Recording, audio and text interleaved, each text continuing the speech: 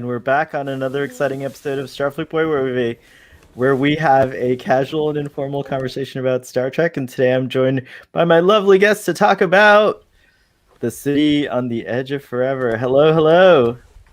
Hey, yeah. Howdy, Hi, howdy. hi. Hello. Hey, Shishan Girl. Shishan Girl's already here in the audience. She says hello to everyone. How are you guys doing? Good. Doing good. Most excellent. Father has arrived right in the nick of time, as always. I love it. That was perfect timing. That really was. It really was. It's like magic. I'm like, whoa.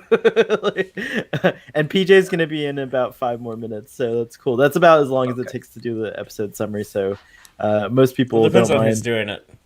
Yeah, it's true. We've assigned Robbie. We've given it to Fathery a bunch of times, and he does do an amazing job. But Ian, I'll offer it to you today first. Would you like to give this one a go? I'll try. All right, try. excellent. Make it show. That's it. The pressure's on now. The pressure's on. Right. The crew of the Enterprise are investigating ripples in time, and they are out. They are circulating a planet that these ripples are emanating from. During their investigations, there's an explosion on the bridge, and Sulu is injured, and McCoy is called to the bridge. McCoy gets to the bridge, and he said he's going to administer cordrazine, and Kirk questions it because cordrazine potentially is a dangerous drug. 2 drops can save a man, but 2 drops can save, and many more can do whatever. Well, we find out. We will find out. I gave myself 5 drops this morning. I tell you what, 5 drops get really, really puts a spring in your step. Yeah. So McCoy saves Sulu, and then there is another ripple in time which disrupts the Enterprise, and McCoy gets accidentally overdosed on the cordrazine. He has the entire lot put in his system, and he goes mental, absolutely mental. He gets the sweats. He starts calling everybody killers, and he wants to leave, and he leaves the bridge. So they decide they are looking for him. During that time, Ninja McCoy double taps the transporter chief and transports down to the planet. It just so happens that the transporter is centered on where the time dilations are coming from. Kirk, Spock, Uhura, Scotty, and security team go down to the planet to find McCoy, and they stumble on what is the Guardian of Forever. I am the Guardian of Forever. After the Guardian insults Spock, who takes quite umbrage to that, saying that their science is, it's so base, it's unbelievable. He starts showing them the time. During that part, McCoy jumps through the Guardian of Forever, and Kirk and Spock decide that they're going to try and catch him, and they jump where they think where McCoy is going to be. They end up about a week before McCoy, and they have lots of little adventures, including stealing clothes and being caught by the police. And they land in the 21st Street mission, which is run by Edith Keeler, played by Joan Collins. They have their first meeting where Kirk lies, and she says lying is not the way to say hello. Yes. I love that line. There's immediate an attraction between her and Kirk. She employs Kirk and Spock, and then at the end of the first day, she asks if they've got a flop for the night, and the flop being somewhere to stay. So they stay in the same building as Edith. During this time, Spock is trying to create the first computer to be able to work with the tricorder to work out what's going. And Kirk is just basically romancing Edith. And I think this is the first and probably one of the only times that Kirk admits that he's fallen in love. Because he admits it to Spock. Where Spock actually finds out that Edith Keeler must die for the timeline to resume. And it shows another timeline where the Germans actually create the nuclear weapons, the A-bomb, and win the Second World War. And there is no Starfleet, there is no... Ironically, a pacifist movement is what ends up... Yeah, like ironically, that's what ends up causing the other effect. During that time, McCoy appears and ends up in the same mission, just missing Spock, where Edith puts him in the back, where he can recover from the overdose. And that picture there is where Kirk is telling Edith about a certain author. He's saying, how can I help? Which overtakes I love you. And he points into the stars where that author is from. McCoy gets better, and she talks to Edith, talking about going to see a movie, to which McCoy goes, "What are you talking about?" He said, "Oh, I know what a movie is, but I don't know who Clark Gable is." And she said, "It's very strange. You're just like somebody I know." She leaves him and meeting Kirk, and she said, "Let's go to the Clark Gable movie." And he's going, "Why?" She said, "You just sound like Dr. McCoy." McCoy, Leonard McCoy. And he says, "Stay here." As he's walking over, there is a great reunion between Spock, Kirk, and McCoy, and Edith is walking across the road, and Kirk stops McCoy from saving her life, and she dies. And it's probably the most wounded you will ever, and hurt and devastated you'll ever see Kirk in an episode of Star Trek. They then go through the Guardian of Forever, back in time, everything's back to normal, and Kirk ends by saying, "Let's get the hell out of here." Yeah, he's not. I can't believe they would say that on TV. And then Section 31 or whoever exploits the Guardian of Forever for many, many years, using it to time travel, to like do temporal incursions and all sorts of other things. The Federation historians were using it. Yeah, it's true at first. And then by the 32nd century, before the bans on the temporal incursions, they were using it for more nefarious purposes. And then we see it again we see the Guardian again in Star Trek Discovery, adding new layers to this episode of Star Trek. Well done. Great summary, by the way. I actually got a little emotional remembering Edith Keeler's death when you were talking about it. I actually say Joan Collins is probably one of the greatest guest stars that Star Trek TOS had. And it wouldn't have happened if it weren't for her children, who were very enthusiastic when she told them that she got the offer, and they were like, "Yes, you have to be on the show." I found that out from Memory Alpha reading about this episode. That would have been when it first started too, because it was still season 1. This is the 29th episode. Is it the 29th episode? Yeah. What were your overall thoughts about this episode? Let's start with our Earl Grey Trekkie up there in the corner. I think it's very well paced, and it's very interesting because McCoy is obviously used as a plot point to get everyone back in time. It's very intriguing to see the Guardian of Forever, which is so unique to Star Trek, and it's a really emotional story. And I like the way that Spock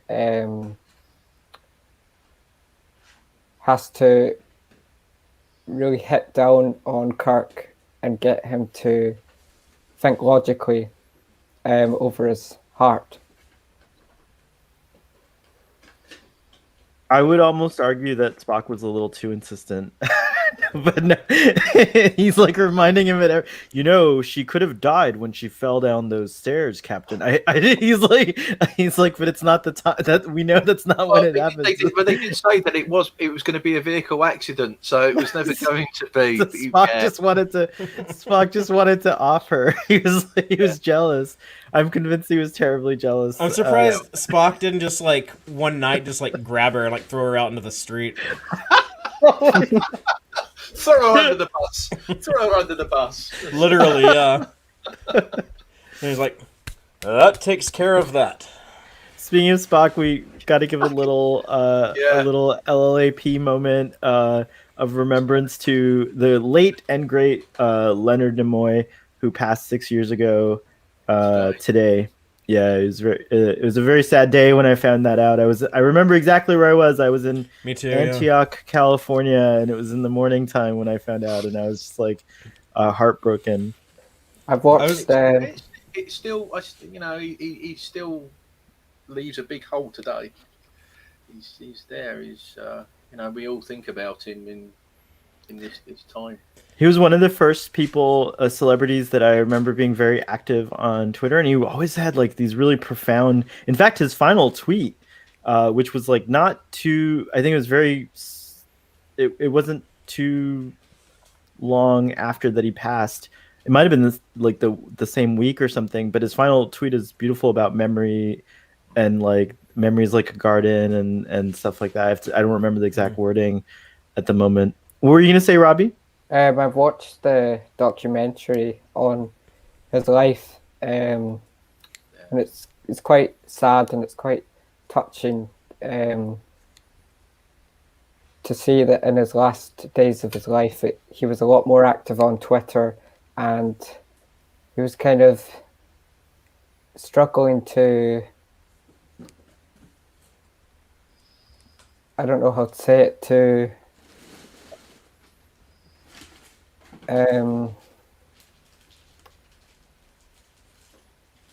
kind of like, well, I don't want to speak for you. No, you can.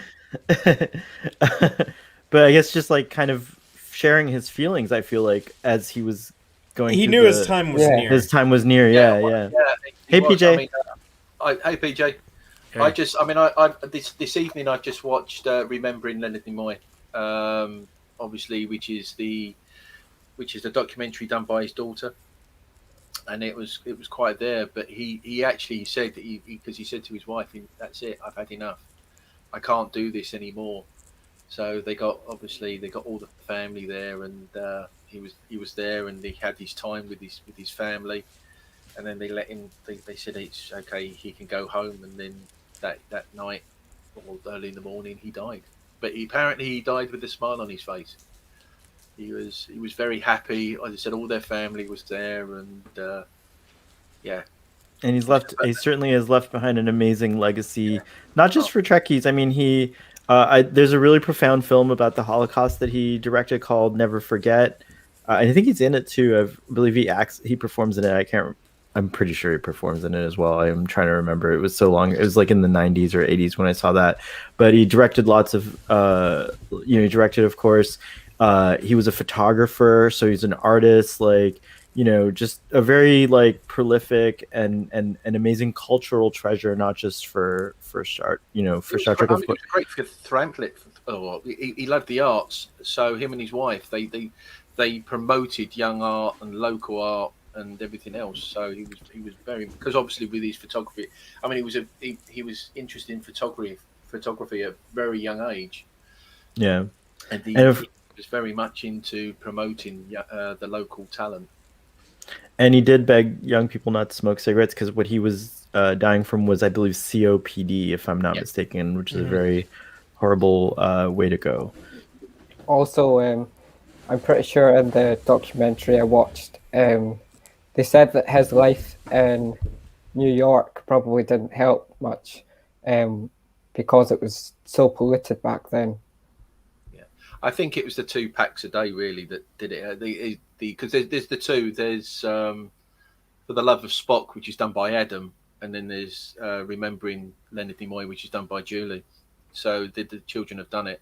I think if you want to know more about his illness and what he went through, watch Remembering Leonard Nimoy, because it goes more heavily into the COPD and everything on there. So the love of Spock is more about his life's work, whereas Remembering Leonard is more about his personal life and his family and COPD. It goes on about his career, yeah, but it's a really. I mean, I watched it for the first time today, and it's a very, very good documentary about Leonard.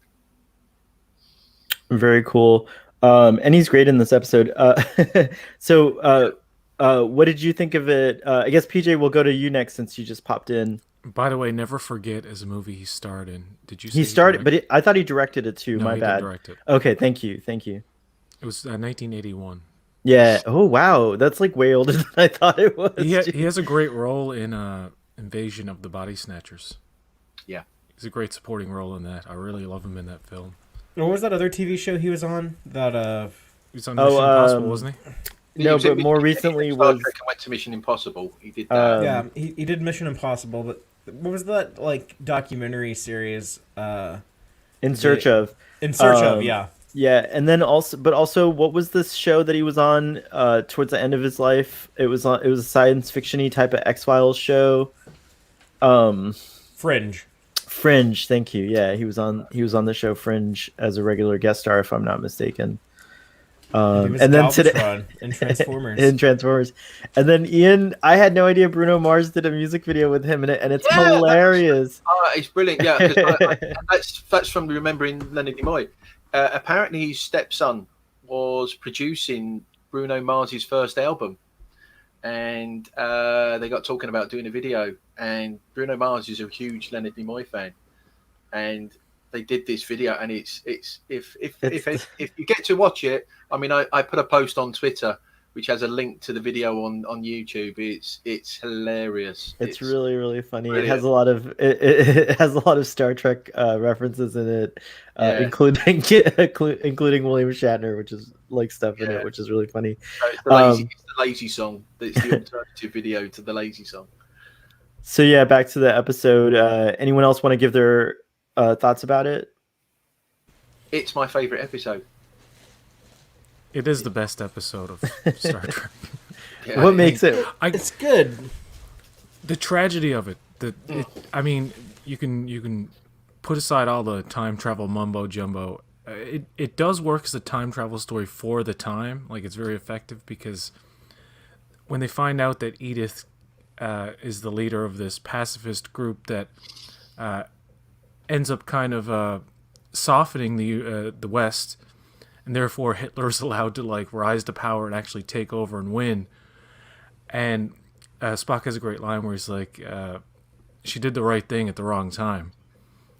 And, that's just the way life is. Like, you can, one little change in the past, and that's one of the first shows, I think, that really acknowledged, like, or at least to some degree, the butterfly effect, where change one little thing in the past and it can completely, like, obliterate an entire potential future, like Starfleet. And so, like, when they find out the ship's not there and that, like, basically Starfleet doesn't exist now, that's kind of freaky. That's like Twilight Zone territory.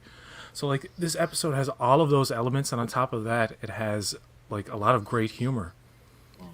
And it really does. Who knows? Even McCoy freaking out like murderers, killers. That's redundant, by the way, but that's hilarious. But like him freaking out and his whole journey, and when he meets Edith Keeler and he's recovering and he's like, like, I don't believe in you either. Like, he's basically acknowledging that he's probably demented. He doesn't even believe he's back in time. So I love that kind of subtle humor along with the like direct humor throughout the episode.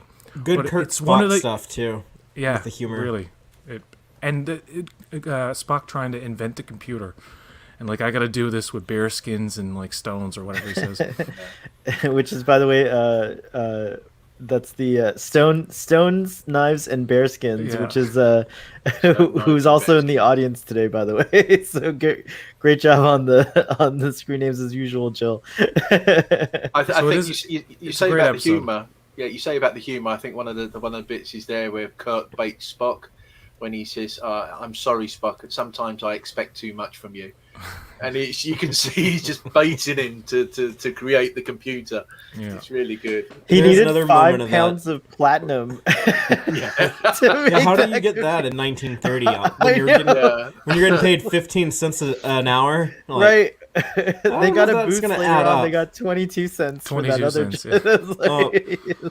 yeah. But there's another moment of kind of like poking fun at Spock when they first meet the Guardian, and it tells Spock that like, oh well, your understanding of science is primitive. And Kirk's like, oh, you annoyed, Spock? Yeah. It's very true. There's a lot of humor in this episode. And it's one of the episodes of Star Trek where every time I go back, like I don't get tired of it, and Yeah, I same always for me. find something I didn't notice before, and it's very much layered in that sense, and it happens to have. I'm not saying they went out to make the greatest episode ever, but it happens to have all of those elements that really satisfy a Trek fan. Is it a good one to show to people that are unfamiliar with the original series? Oh 'Cause yeah, definitely. I'm It's not- one of the Yeah, top. definitely. Yeah. Yeah. I'm not sure if it is because it is so atypical in that most of the episode they're running around on Earth and they're not really like on the ship. Like Right, this would be the like vast majority. this is like when Star Trek But it- overlaps with kind of like Twilight Zone or Outer Limits in Yeah. a sense. But I still think it is a good episode to introduce people to, just But I because I it think the does have story like would. a- I think the story is so universal; it could hook pretty Yeah. much anybody who's unfamiliar with the brand as a whole. You know what I mean? I think it's an example of great writing. I mean, the script went through so many different iterations because it virtually bears no resemblance to the original script. Yeah, I'm but glad you brought that up. Yeah, because it was rewritten and rewritten and rewritten, but it's still a great story, and I think it shows that Star Trek, the certain elements of Star Trek is great at storytelling, and I think that's where you can hold it up and say this is where Star Trek excels. It excels at really giving you a good story.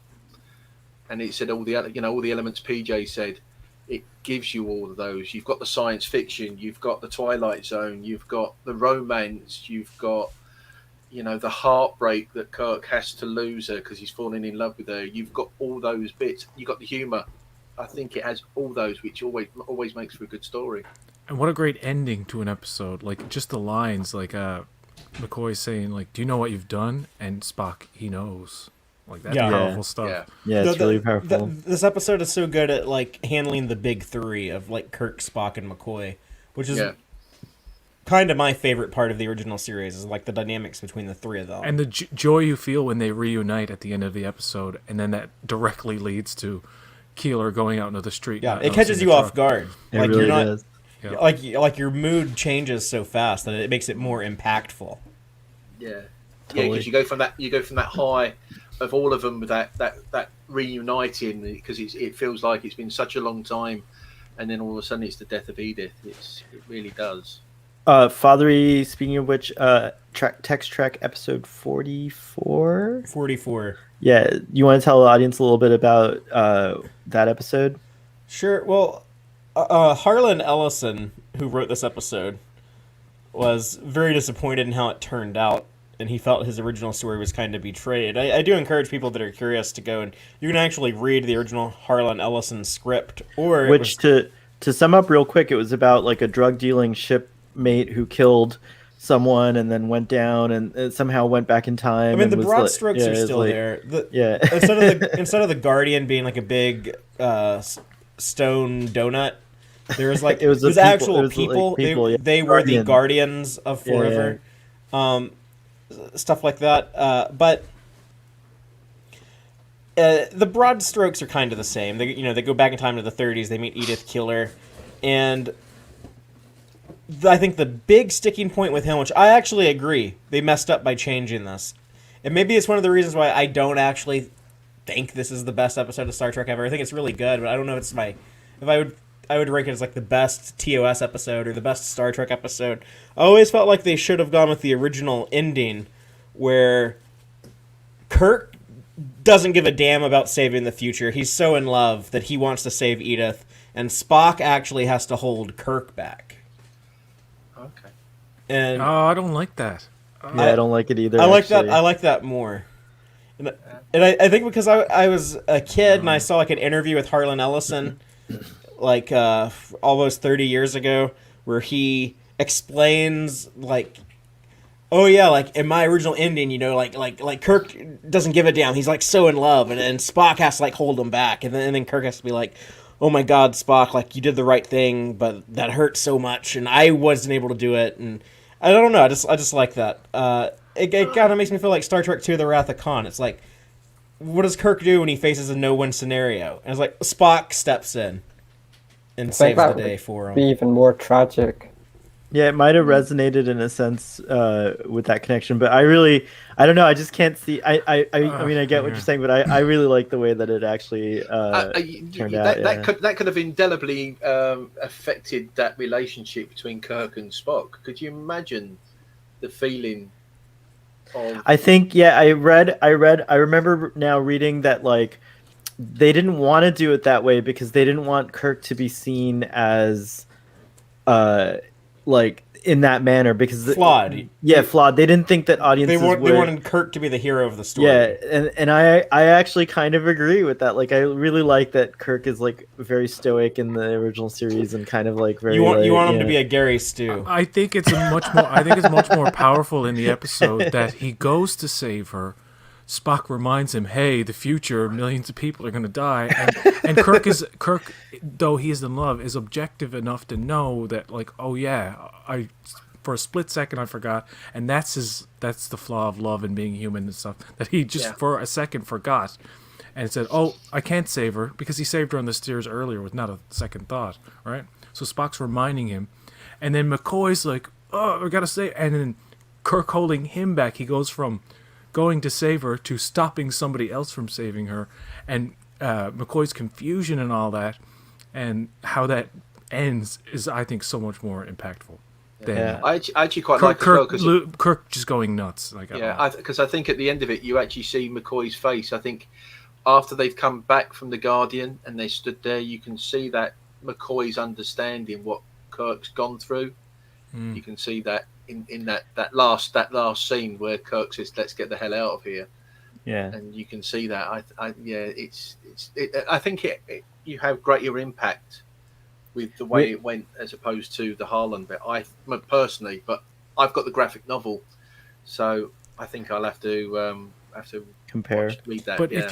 if this was like a movie where you had 2 hours to develop the love relationship, you could probably, as a viewer, understand his original ending of him just like not giving a shit because you've had more time to build it up. But like, just to be honest, if there's one little nitpick in this episode, is that the love relationship, because of the time constraint of just like 49 minutes or whatever, isn't as fleshed out as it could have been. So like, I totally get that he would, by the end of that episode, he would halt and not actually go through with it. But yeah, if you had more time to develop, I could understand that other ending better, I think. I don't know. And I think they do a good job, you know, setting up the romance. It's not like the typical, like, oh, well, Kirk's a good-looking dude, and this is a good-looking lady, and they just get, like, the googly eyes for each other. Like, they actually take the time to show some of the stuff, like, her philosophy and her idealism, and I think that's part of what attracted Kirk to her. And the fact that she immediately starts talking about, like, spaceships and, like,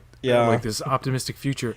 It's like, that's giving, you know, I don't want to speak graphic, but, like, that's getting Kirk's back up, I guess. I don't know how else to say it without being dirty, but he's turned on. He's instantly turned on by her nerdiness, and that's He's very something intrigued that by her. they established very early. That says, okay, I totally buy right off the bat why he would like her. And in the 1960s too, when you had the space race and the Apollo program, you know, they're talking about like putting a man on the moon. That's something that hadn't happened when this episode aired. That's something that they were working on. It was still a couple years away.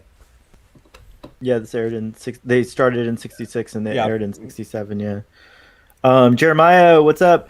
Oh wow, that's interesting. I kind of prefer this episode came out though because it's pretty good regardless. And then Biff Boats, I think you're new to the channel, so welcome. Original ending makes sense for a standalone story, but it would have undermined Kirk as a dramatic lead going forward. Yeah, I agree with that. Yeah, And we have the.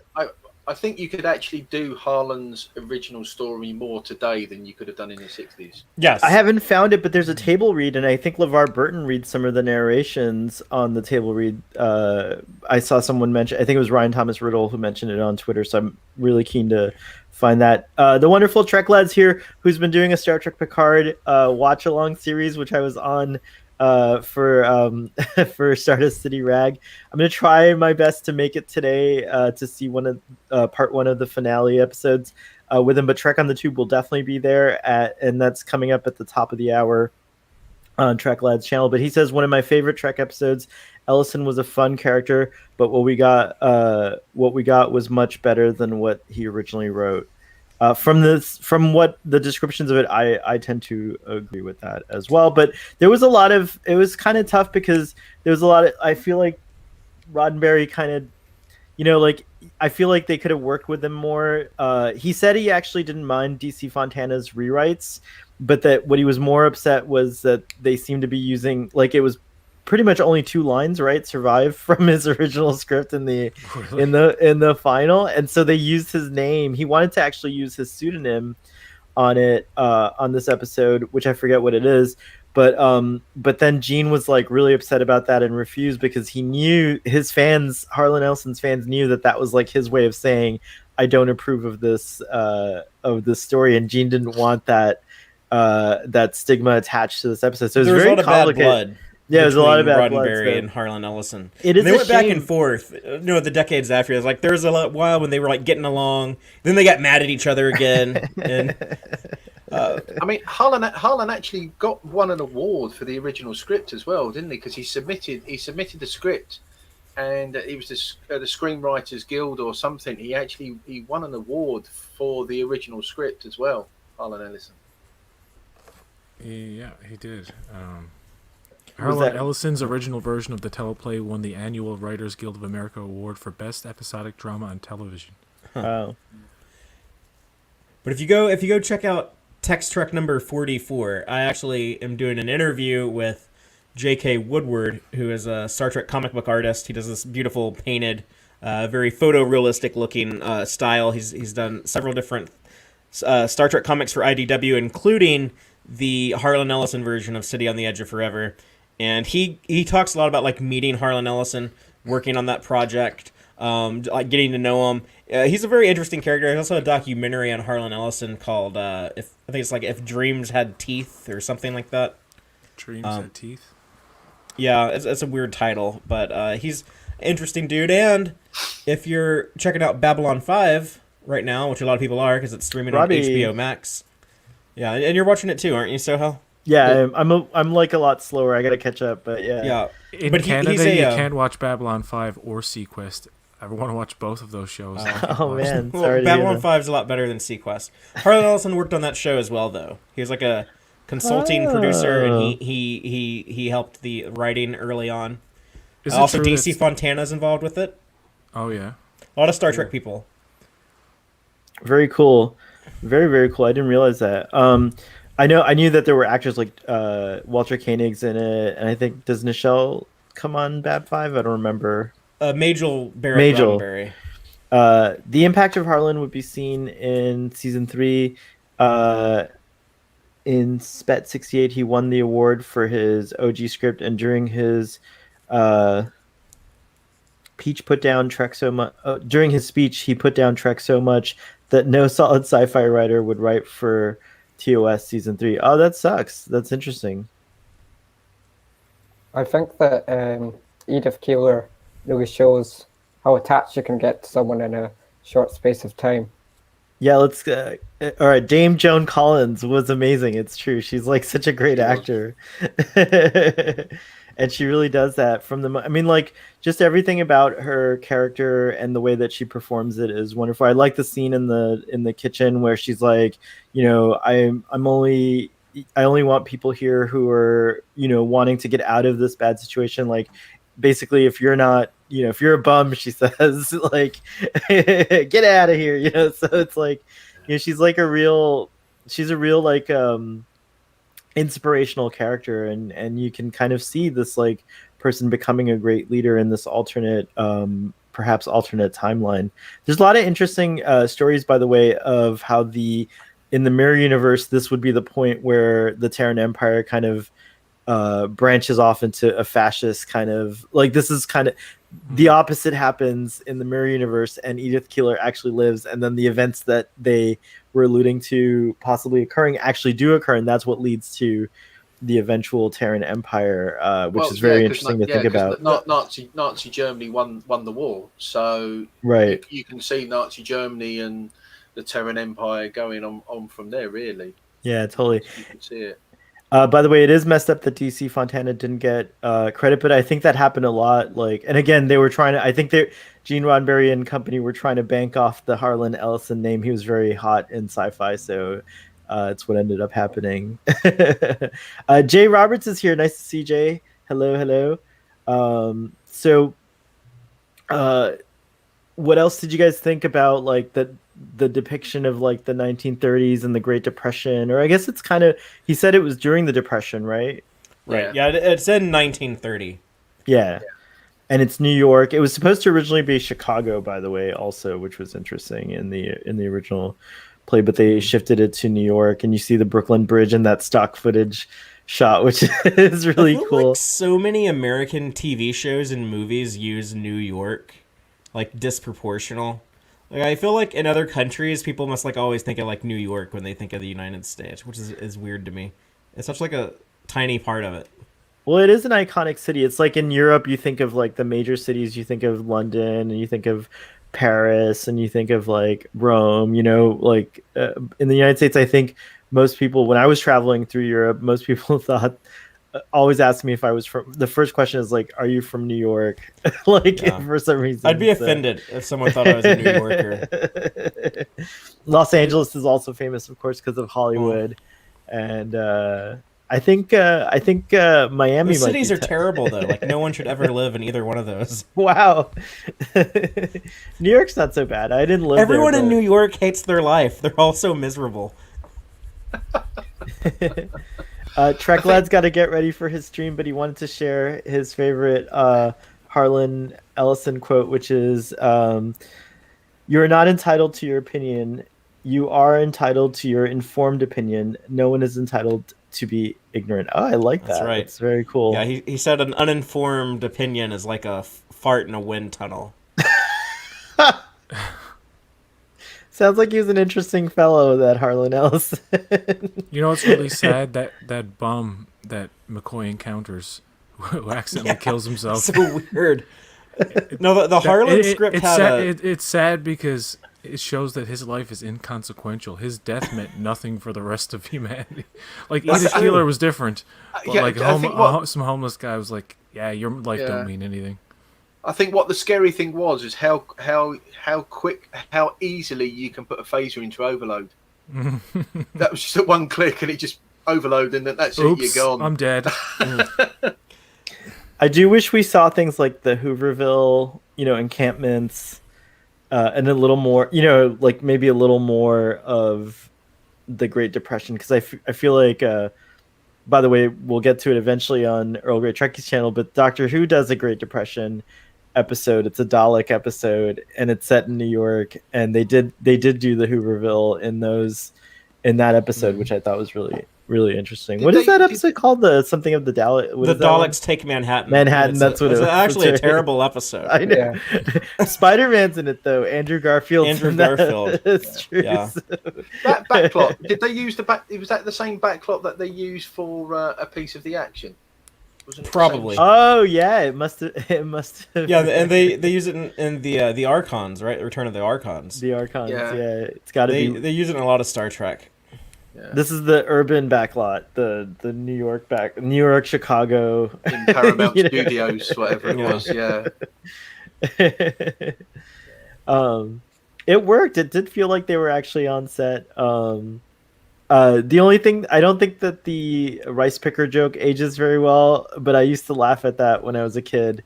At the idea that a mechanical rice picker was responsible weird for how politically incorrect Kirk gets all of a sudden. Yeah, well, even like I can't believe your wife let you go out like that.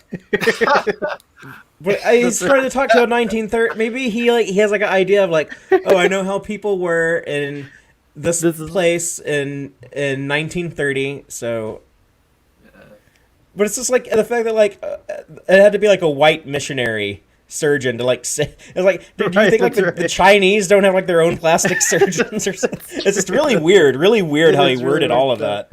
Yeah, American missionary just so happened to be there, and everything was fine, and Well, as soon as the cop comes up, the first thing Kirk says is, "Well, my friend is obviously Chinese."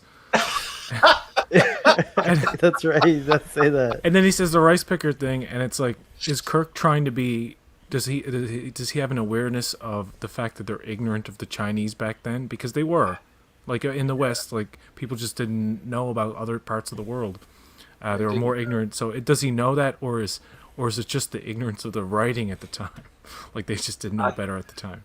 I think it's both, six of one, half a dozen of the other, really. Yeah. But that definitely didn't age too well, I thought.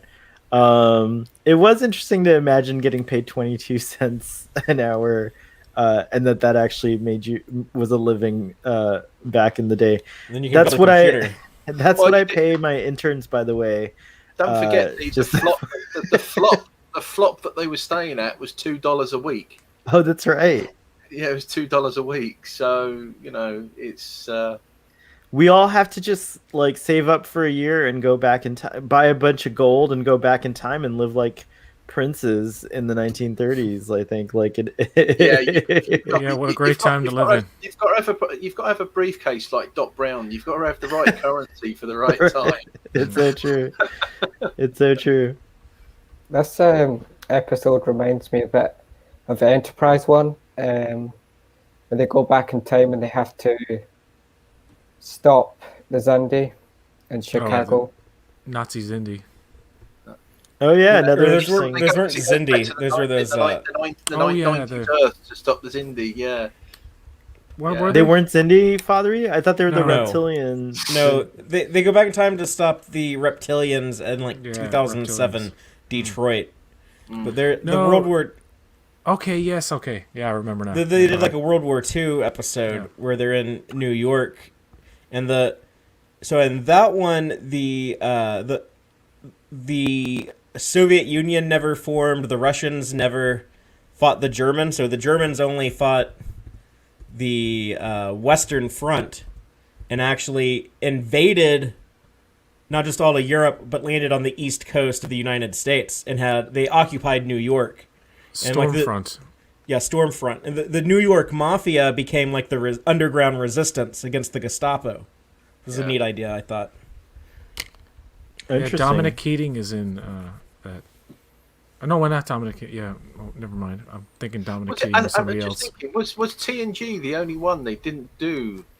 Go back in time to Earth. I know they did the obviously in the holodecks, but I think they went to San Francisco.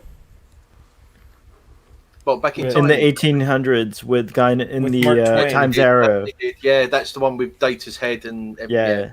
Yeah. They just didn't go to like one of these like more recent times because like Modern I think DS9 has that episode 2023 or something. Yeah, it's coming up in a couple of years. Voyager's in the 90s and and then they have those like scenes where they're popping around in time in DS9 like different times. They're in the 60s or whatever and stuff like that. Voyager had the 90s, right? Like with Ed Begley Jr. But wasn't it a couple of years ahead? Like it was like 1999 or something. It was actually 96 and 96. Yeah, it's where really? Okay. Don Johnson. Wait, what's that? It's where Chakotay tries to be Don Johnson. That's right. Yeah. That's right. And City on the Edge of Forever, Spock's wearing that beanie like Robbie to hide his ears. Oh yeah, are you hiding your Vulcan Earl Grey ears? Trekkie is a Vulcan, yeah. He's trying to hide it. I think PJ's giving him a good run for his money as well. Well, PJ Nobody too, will ever see my ears. I'm wearing my hair beanie today, so I'm covering up my ears too. But then in Voyager, when Tuvok goes back in time, it's just like 1996 in California, and he has like a do-rag on to hide his ears. That's right. He does. Yeah. That's right. They were popular in the 90s, I will Yeah. say. I do remember everyone wearing You know them. what's funny? You could in the '90s you could go around with pointy ears, and people would just think like, "Oh, he's got prosthetics on." Like they wouldn't give it a second 1,000% thought. alternative culture was like a big deal, and you could also paint your nails black or do all kinds of fun stuff. The 90s was great. I remember I dressed up funny as a teenager for sure, and I felt totally okay with doing it. Was I Um, right? Did I see you with blue hair? Was that right? yeah, Did I see- that's much later actually, but that was 10 years ago. But I would say that I did have was it 90 when I still had my real hair in 97, I dyed it with Manic Panic. Do you guys remember Manic Panic? And it was fire engine red, and I loved it. I loved I have to try to find a picture of my fire engine red hair.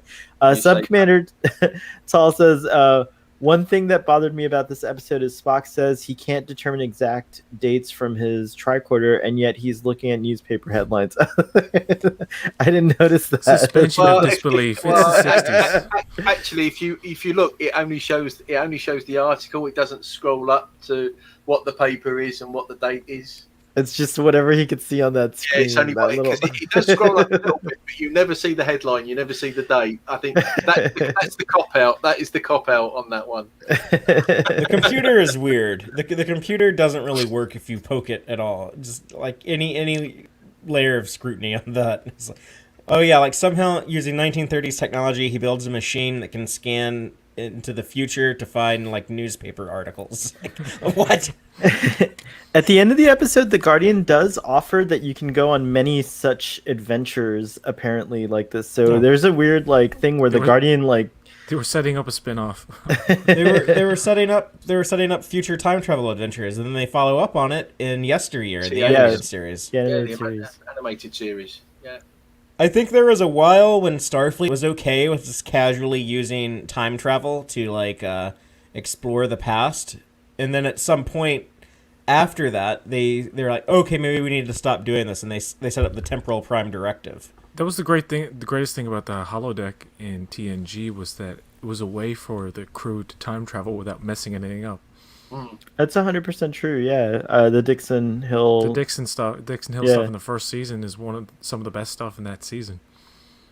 Sure, I love ya, but my Tommy gun don't.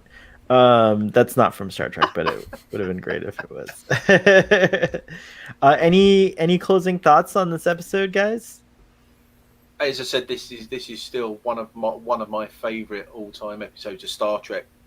Doesn't matter what it is. It's if you had a top 10, it's going to be right up there for me of all Star Treks. I think it is objectively the best Star Trek episode. Yeah. Just by That's pure a like calculation. Common opinion. Yeah, a lot of people will agree with you. And I'll Yeah, I jump did on that tweet about it, and bandwagon pretty much where everyone everybody says, else yeah. says it's the best too. Like I'll totally be in that group. I don't mind. I'm gonna say it tentatively and wait till the end of TOS, but I can't remember an episode as Just a good as quick this. one. I at the don't know if you moment. can see this. This is the graphic novel. And Oh, it's here, done let's put by- you full screen here. Let's Okay. see. Yeah, Oh, that's a beautiful Artwork. artwork. Yeah, it's very cool. and it's done by Juan Ortiz. So, Yeah, that's a one on tease but cover. it's got it's the artwork there. It's got some fantastic art in there. As I said, it goes through. If you Yeah, look at the interior art. This is a J.K. Woodward painting. It's crazy. Yeah. Who you interview in episode 44. Yeah. Yes. So it's got some amazing artwork. So I've got it. I haven't read it yet, but I've had a quick scan through it while we were talking, and you know, if just for the artwork alone, it's worth getting. So And one of the characters in there is actually painted to look like Harlan Ellison. Oh, neat.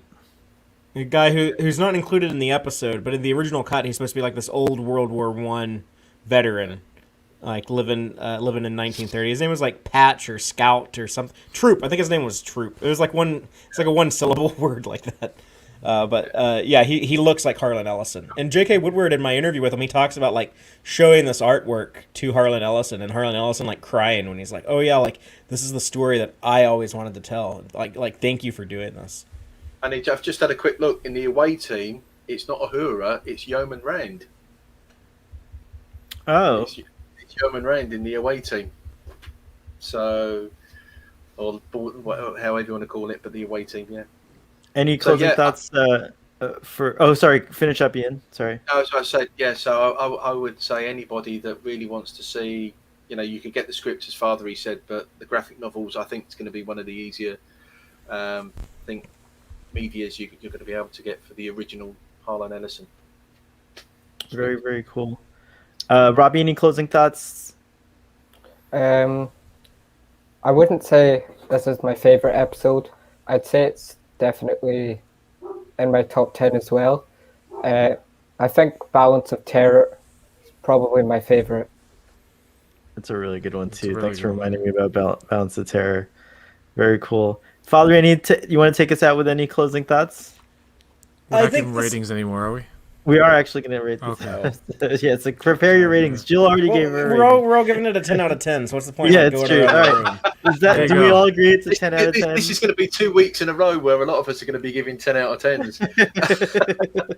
So 10 out of 10. Robbie, 10 do you out of agree 10, with 10 that? out of Yeah, I agree. All right, cool. It's the whole panel. All right, thanks, Father, for pushing that.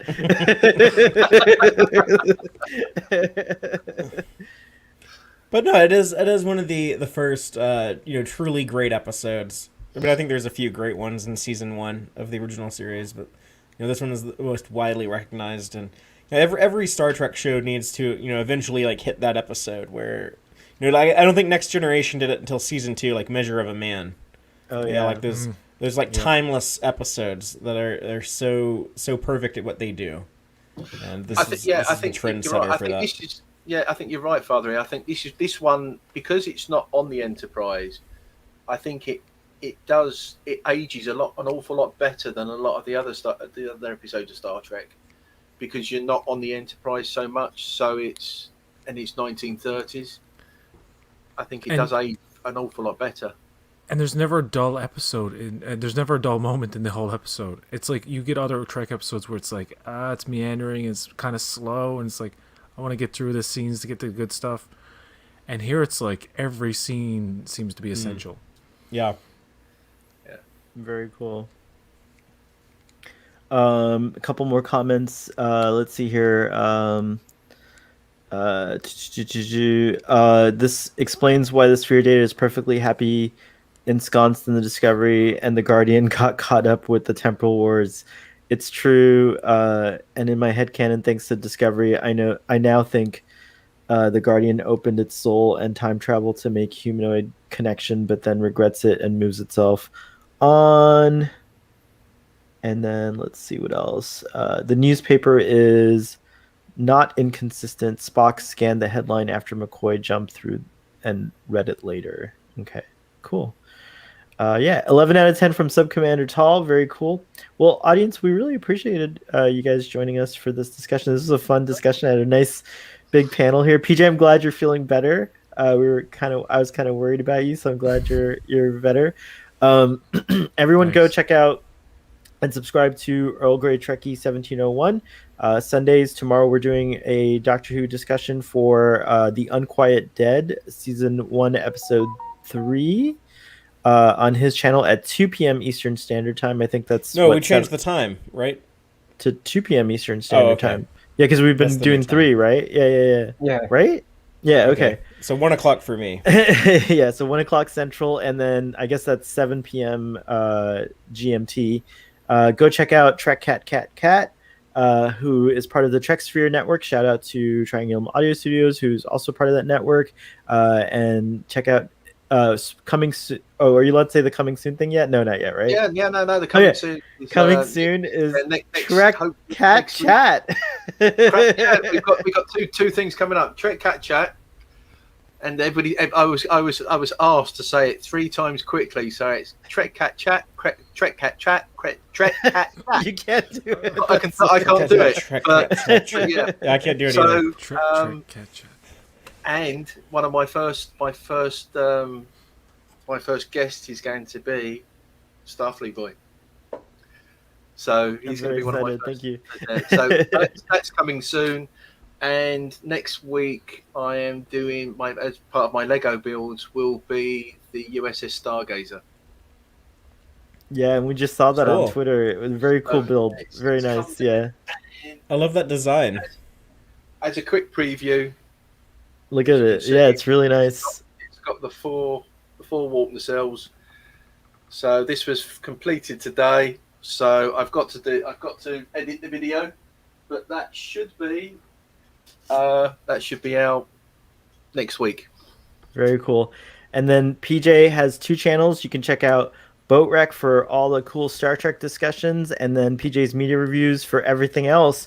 Go ahead, PJ. Yeah, we're going to be talking about Justice League, the Snyder Cut on. It's called PJMR now. PJ Media Reviews is too long to say. But we have discussions with movie discussions with Starfleet Boy and Sean. I don't know if Father's been on yet, but yeah, I don't know if I've been on that we one. wanted him to come on the Justice League discussion, but he was like, "No, f Zack Snyder and everything." he's I about." can't talk about know. Zack Snyder and I know. his terrible, I terrible, understand. terrible movies that should never have been made. And then, of course, we have Text Track, who's our sister channel, brother channel. Sister channel. Sister channel. The family channel. Family channel. We're all the sisterhood of the traveling The pants. sisterhood of the traveling com badge. And There and of course, check it out. We talked about yesterday. We talked about all the Star Trek news that was dropped this week from the Paramount investor call, and so that was a really fun discussion. We also did that on Boat Wreck, by the way, so check that discussion out. And you have regular content coming out. You have a couple of special guests, which PJ and I are not special anymore. Don't forget we had a big old discussion about Superman. Oh yeah, and last night on Starfleet Boy After Dark, we talked a lot about WandaVision, but also Superman and Lois, and that was really a fun discussion. So go check that. And then we read from Dune last night. PJ, I don't know if you stuck around long enough to hear us reading I for it. listened to some of it as I tried to go to sleep. Oh, It was a lot of fun. So we're You trying read to something do from Dune is the last thing I remember. yeah. Well, you must have really felt bad last night when we got to that. It's true. It's true. Just like, "Oh, I just want to die." Anything I'm forgetting, guys? All right. Well, live long and prosper. Thank you, audience, as always, for joining us. Please consider smashing that like button if you like this, and then subscribe and share our channel with others. So see you later.